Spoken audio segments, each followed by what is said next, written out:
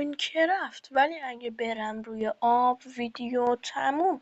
خوب اسپان شدیم، فکر نکنم چیزی باشه، ولی درخت نداریم اینجا. کارش آسونه. درخت ها اونجا، منم میرم به پیششون. ولی درخت پورتال خراب اونجاست، ولی دورش آبه. داشتم میرفتم توی آب. ما این درخت رو بکنیم، حالا بعدا یه فکر به حالمون میکنم. اینجا هم یه دونه چند تا سنگ هست. تا میرم اون سنگا رو بکنم، حتما من لایک کنیم ویدیو رو، چنلم سابسکرایب کن اگر میشه. خب کلنگمون شکست، داریم شانس بدی داریم. آیتم های اسپانی بسازیم دیگه. پس آیتم های اسپانی حالا میرم غذا جمع کنیم، بعدش هم بریم اون دایموند خوشمزه رو پیدا کنیم. اینا درست کردم برای اینکه غذامو زودتر بپخم. اینجوری غذا زودتر میپخه.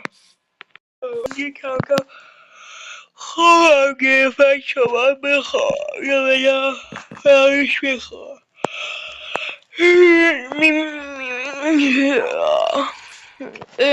صبح شد که چقدر خوب. بریم بقیه کارا رو کنیم.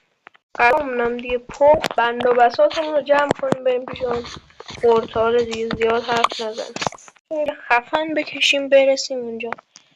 یا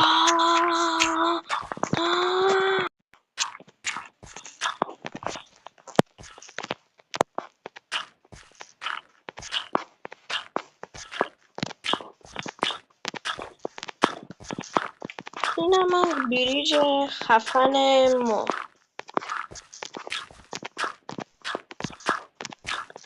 خیلی بریج خفنیه نه؟ سختی، تلاش و بدبختی اومدیم اینجا و من احمق همینجا فهمیدم که با قایقم میتونستم بیام اینجا. ترکسش چی داره؟ کلنگ آیرانیمون جور شد. یس. ما جوری بریم اونجا.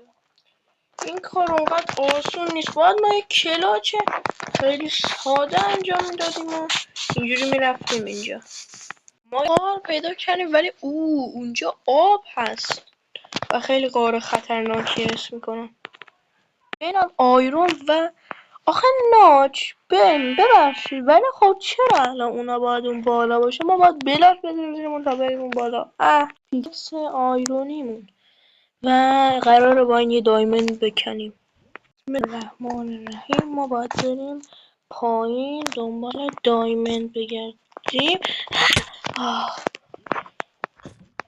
خب وقتش دنبال دایموند بگردیم و آب اینجاست و خدا رو شکر